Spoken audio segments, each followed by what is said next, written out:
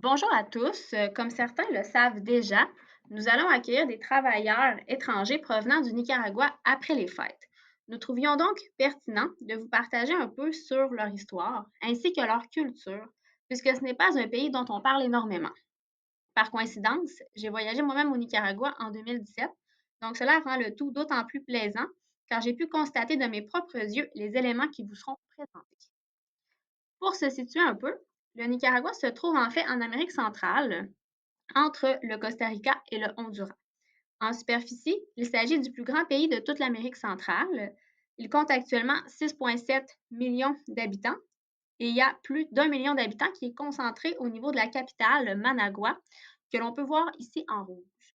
Vous pouvez par le fait même observer le lac Nicaragua, qui se trouve à être le plus grand lac de toute l'Amérique centrale. Comme la plupart des pays d'Amérique, le Nicaragua était à l'origine habité par des indigènes depuis plusieurs milliers d'années. Il fut découvert par l'Espagne avec l'arrivée de Christophe Colomb lors de son quatrième voyage en 1500. Par la suite, il fut officiellement colonisé par l'Espagne en 1524.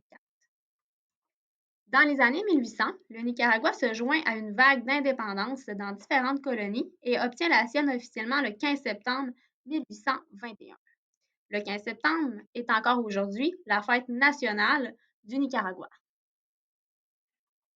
Il s'ensuit un grand développement économique qui amène le Nicaragua à être éventuellement considéré le pays le plus prospère et riche de toute l'Amérique centrale. Par contre, il rencontre un frein important, puisqu'au début des années 1900, le Nicaragua a été occupé par les États-Unis qui avaient le contrôle au niveau de son économie. Ces derniers ont également appuyé la famille Somoza, que l'on voit ici, qui est devenue une dynastie dictatoriale qui dura près de 45 ans. C'est finalement le mouvement FSNL, autrement dit le Front sandiniste de libération nationale, qui a réussi à mettre fin à la dictature avec un coup d'État en 1979, suivi par la suite de l'arrivée au pouvoir du président Daniel Ortega 5 ans plus tard. Malheureusement, c'était encore un régime autoritaire qui a été accusé de corruption ainsi que de non-respect des droits humains. En 1990, le Front sandiniste perd le pouvoir, mais Daniel Ortega est de nouveau réélu en 2007 et il est toujours le président actuel. Lorsque j'ai visité le Nicaragua en 2017, j'avais été marquée lors d'une discussion concernant le gouvernement en place où l'on m'avait dit que la population était consciente de vivre dans une dictature. Par contre, les plus âgés disaient qu'ils acceptaient le tout, car c'était une dictature qui était moins pire que celle d'avant. En 2018, la situation change. Les protestations ont pris beaucoup plus d'ampleur, ce qui a vraiment emmené le gouvernement à agir plus ouvertement, mais surtout plus fermement que jamais pour conserver son contrôle sur la population. Autrement dit, brutalité policière, emprisonnement de journalistes et d'opposants politiques, fermeture d'universités privées, modification à la Constitution pour allonger son mandat et également la nomination de sa femme, Rosario Murillo, en tant que vice-présidente font partie des différentes actions mises en place dans les dernières années et j'en passe plusieurs. C'est une situation désolante puisque le Nicaragua a beaucoup à offrir, mais sa situation politico-économique freine son développement. En espérant que la situation puisse se régler rapidement et que la population retrouve les droits fondamentaux qui lui ont été enlevés. Malgré ces enjeux politiques, le Nicaragua demeure un pays incroyable avec des trésors naturels à couper le souffle. On fait souvent référence au Nicaragua en tant que Tierra de Lagos y Volcanes, autrement dit terre de lacs et de volcans.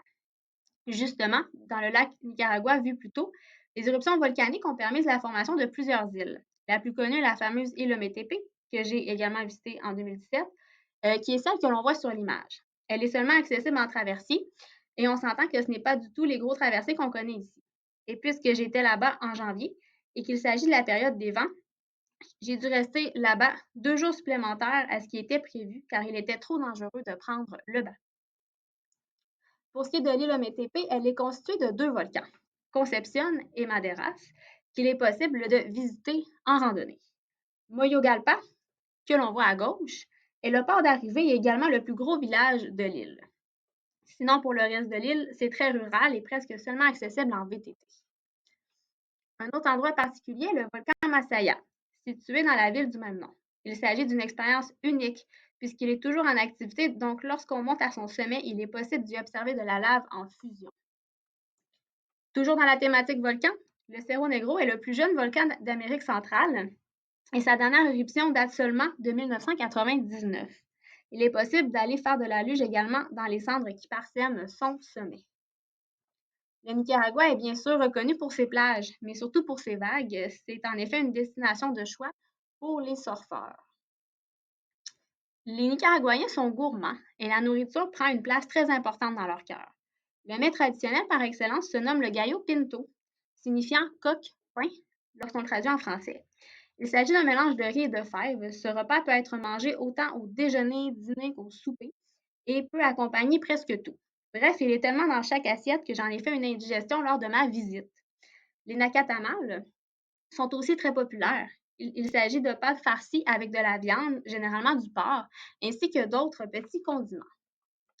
Le Nicaragua est bien entendu connu mondialement pour son fameux rhum Flor de Caña, que vous pouvez trouver même dans une SAQ près de chez Chin. La religion est très présente dans la vie quotidienne. La majorité de la population est catholique et très pratiquante. Il est courant de voir des processions dans la rue lors de fêtes religieuses, notamment en l'honneur d'un saint, pour célébrer Noël ou encore la semaine sainte avant Pâques et bien d'autres occasions. Alors que le reste de l'Amérique centrale met davantage à l'avant-plan le soccer, les Nicaraguayens se distinguent, puisque même s'ils sont aussi de grands amateurs de soccer, leur sport national est plutôt le baseball. Cela est relié directement à l'influence des États-Unis sur son histoire. La famille joue un rôle très important. C'est une culture patriarcale, donc l'homme est normalement responsable de sa famille. Celle-ci est généralement nombreuse, puisque nous allons y retrouver les tantes, oncles, grands-parents, etc., vivant sous le même toit. C'est également lié au fait que l'accès à un logement n'est pas toujours simple là-bas. Petit fait cocasse, une tradition omniprésente au Nicaragua est d'installer sa chaise à l'extérieur en soirée et de s'asseoir en famille devant la maison pour discuter et socialiser avec le voisinage. Vu les nombreux enjeux de leur pays, les Nicaraguayens n'ont pas développé une grande préoccupation envers l'environnement. Ils ne recyclent donc pas et peuvent parfois même jeter leurs déchets au sol ou par la fenêtre d'un véhicule. C'est donc vraiment une nouvelle habitude qu'ils devront développer une fois rendus au Canada. Il s'agit en général de gens curieux envers les étrangers et ils aiment poser des questions. Ils sont très extrovertis et chaleureux et traitent les autres comme des membres de leur famille. Ils aiment donner des abraços, autrement dit des câlins, toucher l'épaule et donner des poignées de main. Leur principale caractéristique demeure toujours leur amabilité. Ce sont des gens sociables qui sont toujours disponibles pour discuter ou aider les autres. Il n'y a pas de doute qu'ils seront un bel ajout à la famille Picard. Bienvenidos à la familia Picard.